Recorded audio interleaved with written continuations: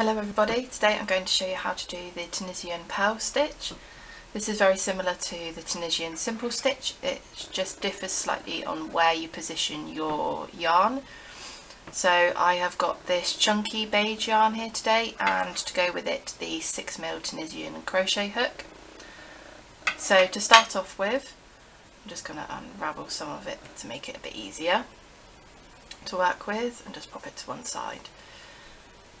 So you need to start off with your slip knot. So you can do this however you prefer. I just like to do the finger method. I find it quick and easy, and just my preferred way of doing it really, I suppose. So once you've done this, you need to chain. I am just going to chain 10 today for this sample. But you can do however many your pattern requires. So I've done 1, 2, 3, 4, 5, 6, 7, 8, 9 and 10. If you're unsure how to do the chains, my Tunisian simple stitch video explains it, but it's very simple. You just yarn over your hook and pull it through the loop. So now that I've done the chains, we need to set up our foundation.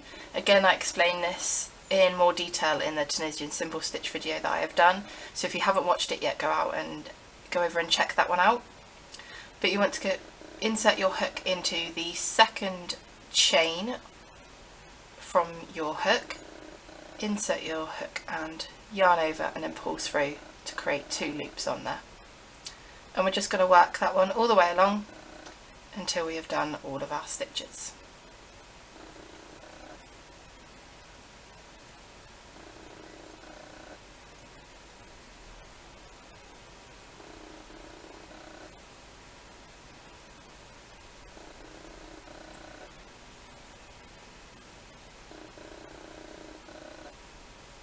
Right, so now we've done our forward pass. Now we're going to do our return pass for our foundation. So I'm going to yarn over and pull through 1 loop on our hook to create our return pass chain, then yarn over and pull through 2. And we do this all the way along, yarn over and pull through 2 until we get to the very end and we've only got 1 loop on our hook.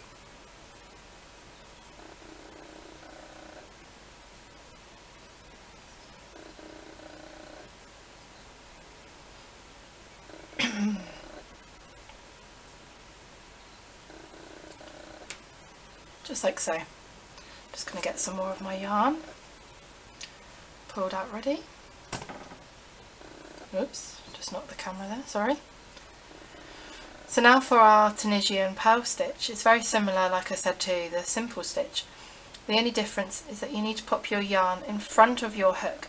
So as before you work like this and go into your posts, this time you're going to put the yarn in front of your hook, then insert it into the second post. So not the very first one, you go into the second one, yarn back around and over your hook, and then pull through. Yarn in front of your hook, through the front post, to the back of your hook, and then yarn over and pull through as normal. So you can see it is very similar to the Tunisian simple stitch. Like I said, it's just where you position your yarn before you insert your hook into the post and then working it from there, and it creates such a different look, and I think it actually looks a lot like knitting but with only 1 hook, so less to carry around if you're going out for the day and you take some of it with you. I always have some form of crocheting or Tunisian crocheting or my planning book in my bag with me, so I've always got something to do when I'm on the go. And I actually find I take more crochet than I do knitting because of it being less stuff to carry around with me, and I can work it up faster. So now that's done, this is your foundations, that's your forward row over your foundation. So you can see that there's these wavy, almost lines going across, rather than those posts going down, which it does on the Tunisian simple stitch. And for your return pass, just like before, to remove the loops off of your hook, you're going to yarn over and pull through one loop, then yarn over and pull through two loops, and then repeat that yarn over and pull through two all the way across your work.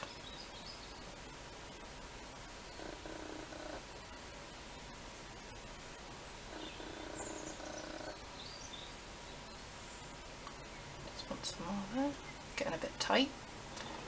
Just going to loosen my tension off, just release a bit more of my yarn.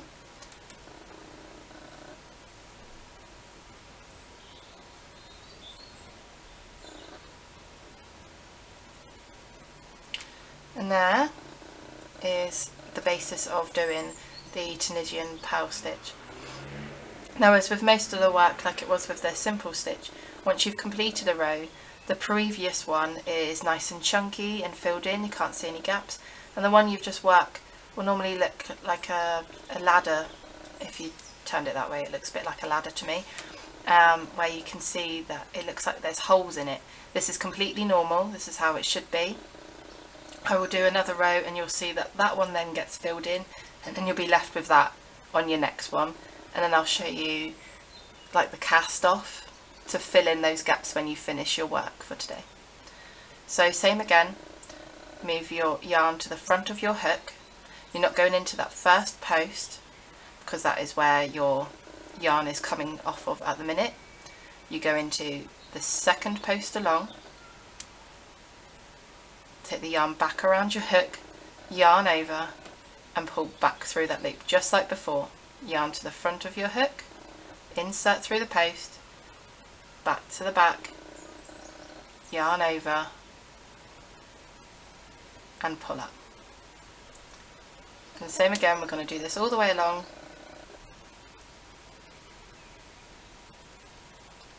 And as we didn't do that first post, as we don't do the first post with this, we go through the second post, which means we're going to make sure that we do that post on the very end as we didn't do the first one. So I'm just going to go along, and sometimes you might find it easier just to double check that you've not missed one, so you don't end up with any gaps in your work, or that you've definitely got that post on the very end so you don't end up with a slant at the end and you end up with a nice straight piece. I'll just pull some more yarn to do that last stitch. So to the front, insert between the posts, yarn over and pull up through. So you can see there that I've got a nice straight edge going down both sides of my work. Where I missed this first one, as my loop is coming from it at the beginning, and then I make sure I catch the end one to keep it nice and straight. So again, the return pass, just yarn over and pull through one to start with, and then yarn over and pull through two all the way along your work.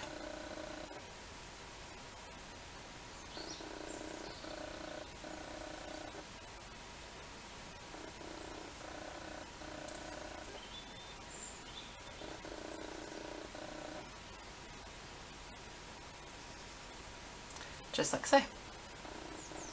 So now, just like I said before, this one has filled in, so you've got these two here that look nice and chunky and filled in, and if I just stretch it slightly, you can see that this looks like there's holes in it, like that ladder effect that I said.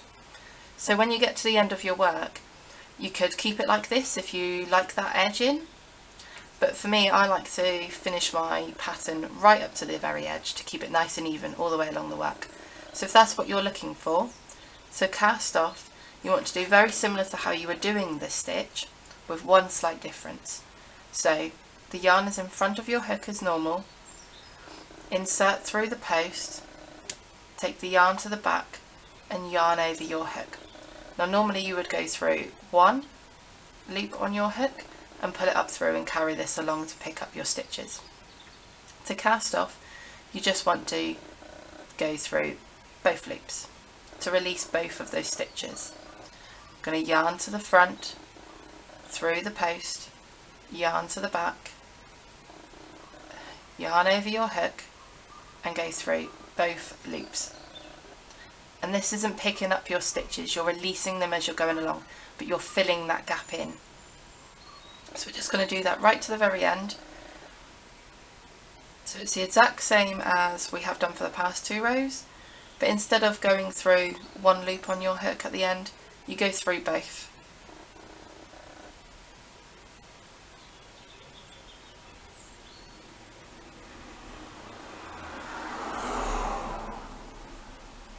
Excuse me if you can hear the cars going past. They've got the window open as it's a lovely sunny day today, and where I live you don't get very many of those, so we make the most of them, having windows open and enjoying the sunshine.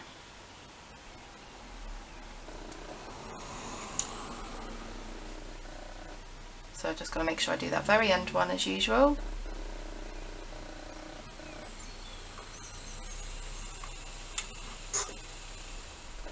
And that's that.